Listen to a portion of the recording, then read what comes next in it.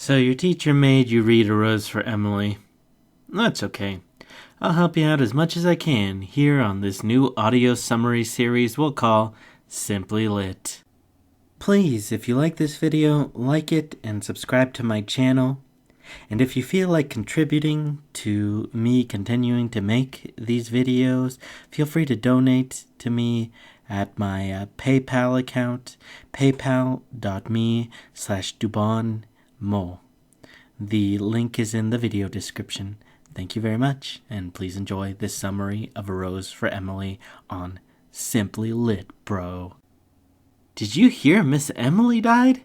'Cause she did, and she's dead at the beginning of our story in William Faulkner's A Rose for Emily. The townsfolk, a collective characters in themselves, are stoked Emily is dead, because none of them really liked her, and now they want to sell her weird old house. Then the narration takes us 10 years into the past. The town had had an arrangement with Miss Emily in 1894. She became exempt from taxes under law of the town's older leadership and good old Colonel Sartoris. But nothing pisses people off more than taxes, and the new generation of town leadership was pissed that Miss Emily was not a tax-paying citizen as well as a haughty harlot. When the town's new leadership came to discuss the subject of taxes, Emily basically says, "Y'all basic." Colonel Sartoris said, "I don't need to pay them taxes." And then the narrative turns to the further past, 30 years before her tax victory. The townspeople complained about Miss Emily's house because it stinks something awful, but no one wants to challenge genteel social norms and call the lady stinky. Instead, the townsfolk sprinkle lime around the house in the dead of night, like you do, and the smell fades over time.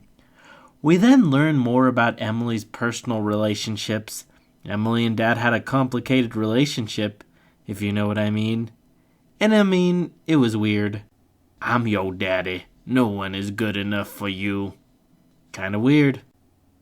He left her the house in his will, but left her no money, and he had scared away any fellows that might have wanted to marry her.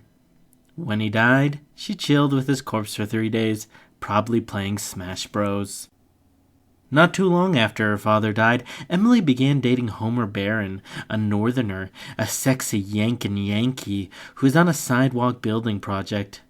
The town was not down for Emily being happy in a socially unacceptable relationship. They throw some heavy shade, talk mad shit, and bring Emily's cousins to town to stop the relationship. Oh, you know what b-holes cousins can be. One day, Emily is seen buying arsenic at the drugstore, and the town thinks, "Awesome, that bee is gonna kill herself and be out of her spinster misery. It's really for the best that Emily commits suicide. Good God Almighty, she is an ancient 30-year-old spinster." But then, Emily buys a bunch of quote-unquote F-boy items. An engraved shaving kit, a suit, a nightshirt, and the townsfolk think that she and Homer might be married after all. After all, their assholery indeed. Then Homer is seen entering Miss Emily's house one last time, and then he's never seen again. I mean, when you got that good, you got it. And Emily got it. Emily herself doesn't get out of her house much after that. Just like me, who never gets out of the house. Oh, you want to play Rocket League instead of work? Yes, please. In fact, Emily is never really seen again, except when she gives the occasional painting lesson in her parlor. Over time, her hair turns gray, she gets a little chunky. The huge. Eventually, she dies in a downstairs bedroom that hasn't seen light in many years. Get out of my room, Emily. Is this Avengers Endgame? Because we are back in the present and at the funeral of Miss Emily Stott Grierson. She was creepy 3000. Toby, Miss Emily's manservant, lets in the townswoman and then leaves by the back door because he does not want to get blamed for some old honky lady's crazy shit. After the funeral, after Emily is buried, the townspeople go break into the bedroom in the Grierson home that has not felt the caress of daylight for 40 years. Inside, they find the corpse of Homer Barron, all decayed in the bed. Who could have seen this coming? On the pillow next to stiff Homer, they find the indentation of Emily's head and one of her long, iron gray hairs. Like I said, Emily got it. Plot structure. The actions she takes that lead us to this sexy and grisly conclusion are as follows. When her abusive father died, she refused to believe it for 4 days, and she got really good with young Link at Smash. The summer after her father died, she finally gets a boyfriend. However, she's considered a 30-something lecherous spinster for having an unsanctioned relationship. When worried that her boyfriend might leave her, she buys some poison, like you do. Her boyfriend disappeared, and there was a bad smell around her house, like there be.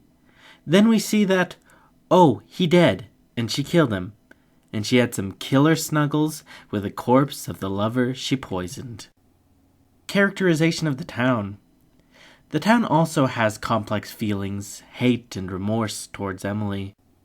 They were buttheads to Emily when she started dating Homer Barron, and a real bunch of remorseful buttheads after she dead. The town had wanted for her to have a properly arranged marriage, sanctioned by the community, her family, and the suitor's family, and within that union she must abide by all the established social contracts. This lame culture of old world impractical and biased propriety really held Emily back. And when she finally had the chance to break free from Southern gender tradition when her pa died, well, the town just won't let her alone. And since the town and its voice is a collective of impotent smack talkers, they even have to text the cousins with eggplant emojis telling them to come down and disrupt this unsanctioned relationship with Homer Simpson from The Simpsons. And that's it for now, y'all.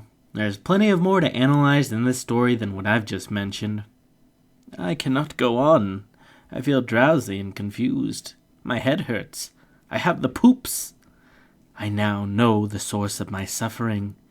'Tis the ghost of Miss Emily. She's come to take me. To cuddle. Forever.